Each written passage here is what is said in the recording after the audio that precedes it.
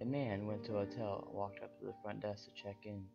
The woman at the desk gave him his key and told him that on the way to his room there was a door with no number that was locked and no one was allowed in there. She explained that this was a storeroom and that it was out of bounds.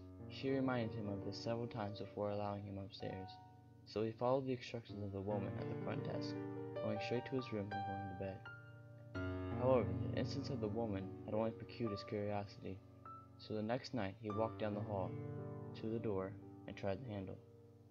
Sure enough, it was locked. He bent down and looked through the wide keyhole. Cold air passed through it, chilling his eye.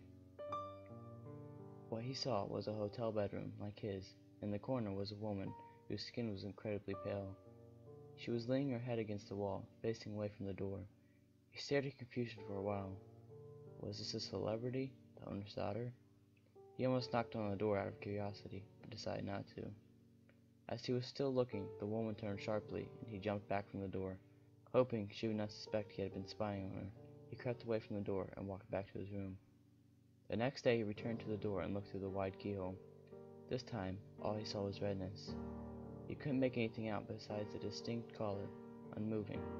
Perhaps the inhabitants of the room knew he was spying the night before, and had blocked the keyhole with something red. He felt embarrassed that he had made the woman so uncomfortable, and he hoped she did not make a complaint with the woman at the front desk.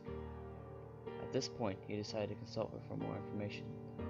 After some gentle quizzing and the promise that the explanation would go no further than him, she finally said, "Well, I might as well tell you the story of what happened in that room.